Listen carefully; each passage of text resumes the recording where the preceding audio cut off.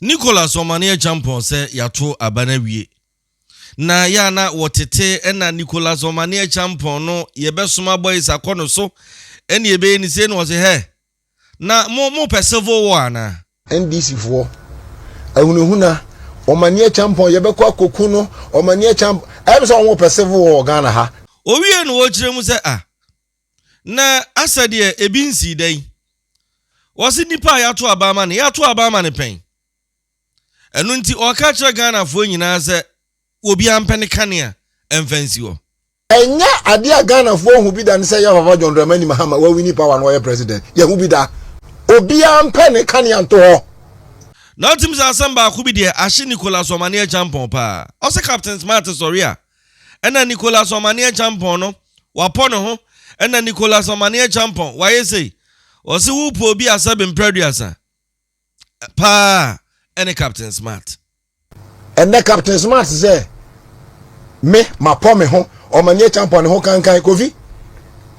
me ne Captain Smart me ni minua ye ne Captain Smart difference the Captain Smart onware o na me dabi kofi nya botre yebe konsem ni mu na momansa na ne sese de abusua akwaya se ise wo fa ba bia unim se prr no ye de atiasi asori dem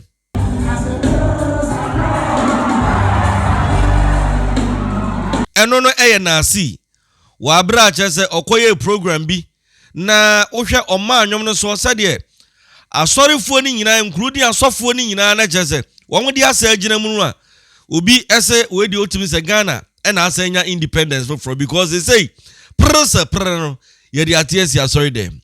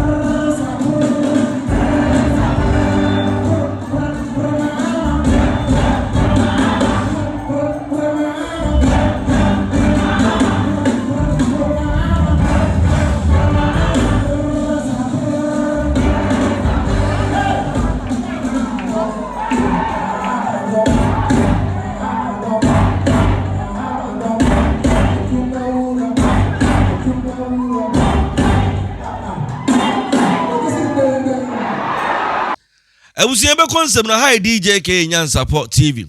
Subscribe and press the notification button for more uploads. Me da say so wa subscribe. Na de tie nie. Ya be to aba no so hwe ya. Eye Nicholas Omane Acheampong ene Great Ampong. Campaign na no omo eye ma MPP na nya asem ketu akra. Enam so man kofo bebre na say omo transit bi wo ho na omo call radio ni TV so a. Omo ya in fact na akoye nsem bebre. Eno nti yeto aba wie ya president elect NDC for enya atumi no eno omo chirem se mo sankofo we yebeto abadi amudi John Dramani Mahama ani ama bi kura so oba obetwa free SHS enne yeyi no as president no mo sankofo we se munimu a mo mfa mo back na munwane mfiri oman no mu eno na Nicholas Omane Acheampong se hwe na yesi ceremonia na ni emre no na etise mo senior na dabi enya de ase ebetena tena ha ma obi atimi atrete ye because yenye time ya atrete obi a enti enne se mo manya tumi a muntimi ma me hunahuna obi a na de etie nie yensu ye mema enya de ase obi e ko ba bia na se mo de ba yensu ye de behia mo Nicholas Omane Acheampong ensem sei ena okan wa abra otena ase e wo wuntumi na kovie se de ekọ ne se enkuguo na banso Omane ye nyina ye de a kekere na NDC fo ahunahuna Omane Acheampong ye bekọ akoku no Omane Acheampong ebe so won perceive wo Ghana ha Captain Smart tini program no so obi a wo so ye journalist ya to abawie atem didi amudi mpanimfo nyina mo de ato ngen so Omane Acheampong kaseti adwo mama ama Omane ye John mama so in wia ye bema ye boys akọ Omane so na MPP fo asese kama oni Ampong na omodi ebese akọ aburuchira ye be che om airport na papa yi a onu so Djka kraga yi ode Nzamiro Nzamiro oh enya sa NDC fo wini pakofi enya ade a Ghana fo hu bi da ne se ya Papa John Dramani Mahama wa wini power no ye president ye hu bi da obi ampe ne kan ya nto ho ye nya wo mu ahunu na Captain Smart so be man boys aba me so no Mr. Kofi enya ha ya ne tie ye campaign Captain Smart timi hwe camera ka kire ne se mu rudi me left na wo abeto Obama MPP bia wo ya boa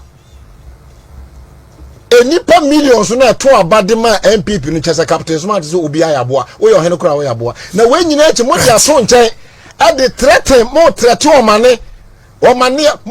mahemo dey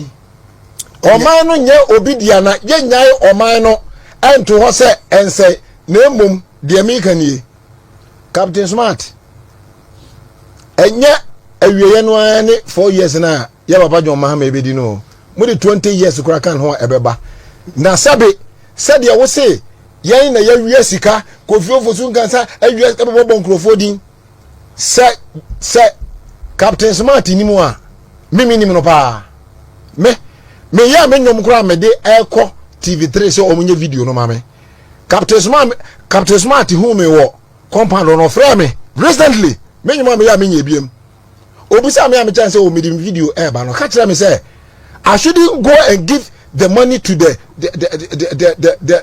management, the stupid people. Captain Smart, boy, to be no dinner, you know. One name dance in. I should not go and pay the money to TV3, but me 6,000 back door. Me first 6,000 mreno. Now ono any and no I want the program. So I'm me first can come and go see no. And the Captain Smart say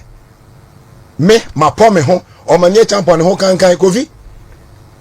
Me ne Captain Smart minimia ye ne Captain Smart difference the Captain Smart onware o na me dabi Kofi nya botre dabi efenso adwade na onya uhumi papa mte obi opon huni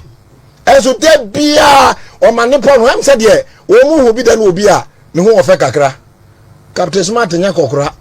edan na wasi utimu wo Tantra Hill no adwuma be na Captain Smart ya yo Ghana ha o journalist dabi Kofi ma wie sisi a adwuma ben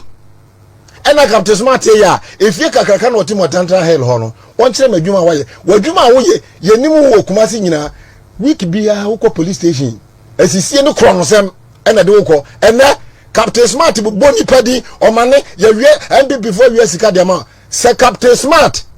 eje panni bi sika wo John Dramani Mahama His Excellency na mamuo yi mu a enye se na dwuma bia o TV so aye utoi engrofo bia TV grofo bia radio na wo adwuma ho boso me ma 2000 year yi bi edan ya otimu nya hoy na Ghana no na efo and the same nipa ye ono sebo ye krofo no Captain Smart as I saw Omane Acheampong ye krofo na ye be kono so attack mo de land gas na ba na say police I don't know what say police also ye journalist a we ye nyansani a wodwene a na onim so Omane awie sika bia I don't know for police for man say ye the boys mo boys bay enti sani o manu Captain Smart ye no man krofo take advantage a threaten me but omunya ni das wo say no se sevu na mo pa yenso nyaska ye de sika totuo wo trati wo bisa no Captain Smart wo fie na ho no yenso abey investigation ye ni babia wo mako school ye ni babia wo yenam ye ni babia wo maame wo yenso ye ni nyina wie na mo sue nyansa hu se Omane ye hia somdwe ne de abu a na se mo se mo wini power nti no Omane Acheampong empanifo mo di wo matem no mo wini election na wie na nka mo mpo na yose mo hu nyansa se ya to aba na wie after elections and I say after elections no campaign no mo mba ye say ye nyina de mpa bo bebo am no mo 13 nipa wo mrekwa Captain Smart meni minua na me dance ni MPP mpanifo a Captain Smart ye di wo musika no kofi utimi kan papa bia ye fra no ata de to so menfa enga ho Captain Smart ye no ebehia no Afikiko ni ekoye program ama no no my advance dollars ana ata de to so no Captain Smart na nenim dollars and what the man or chain ho call no papa no che sikakro na wo de wo bon krofo po honorable was mbia ba ho blackmailing and now dey sit down ya wuti ene wo trate me mo Omane Acheampong a minka o hweze me yusu me ho Captain Smart dware ne fie no wuti mo yire kura nim sese betafrate ho bon MPP fo nyai abonsem no any delegate sem no so wo person mo san wini power MPP for me say niam me ni menu anim no ye nka nyina oba we de meka MPP for mpanifo asabi mu wonim die mu kut ebinum kuta degrees akese a mu wonim die every mpanifo skosi mofra so se mo anyai abon ye yimi die film overnight ya to oba foforo obi atupa da guru ho na create unnecessary animosity internally edanchan sika ye di mo display war internal elections delegates we se manya 100 million meje wa ha na wo de akotra camera NDC for kura frame wo mo dia wo mo de ko akwakoye interview na sadie we no enema entire country ehun se MPP for mo to aba obi ko to aba se we delegate vote ba akopɛ no watimi anya be se 20,000 na da na aduru me election general election na mo ma me hwe na mo se me nkoto abati me nto aba ni nyina na nya about development whatsoever the fact say wa hwe ni mu ate onya sika bia entimi nya hwe no asechire no say MPP for power delegates na mo bia no open as a leader ye ntua sika mo me ni obadu okra campaign a MP no hono na difference than ko nye ordinam kokko ase what the hwe delegate no their command because of one vote and no na Ghana for who say mutimi chiche sika sade a edru general election a ma yesika ayento o man fama on bag mu za guys say we go o da bi hwe na be ma be no wako je o hye nkoma mfa be ma nkunwane o nkoma mam da bi mameka so muncho ai me hwe ai me pe movie pa adventures David and Goliath ne Samson ne one day na me hwe time na so o san David dwane ko tana asre so won se ntokwa na ba na David no se lead but otata na ma na efie kotina wiram no mo koye no is affording gugu enti akwa bia odi mrika be bamane a kire so no obamane a kire David odu na David wo sere so odu ya pe na obu nkotodwe no ka ti asomo kan say long live O king. Israel has been defeated by the Philistine. The ark of the covenant has been taken away by the Philistine, but the Lord has never forsaken his people. Yafa apmada kaneko Israel for di nkugo na nso nyankopon se ne wire mfi ne man MPP nyankopon se ne wire mfi wo nkugo na aba na ekoto ye na me ade ba ko a nwanwan se ye nyina akwa koto aba me lusu me wira ho no di wamini na sa ko fasika ni tuyo se obeku di lusu no enti na boss anyo na me be me chese me be wiase oyi baba menti bi da enti enti na on this ora bia anyway man be 7 months ago kra ana afi na dia baba da bia afi na omo managers na promotion ana friend here ya to about 2008 Charles Kodjo for that lumba ebo wiaye hu so na mudada o na mudada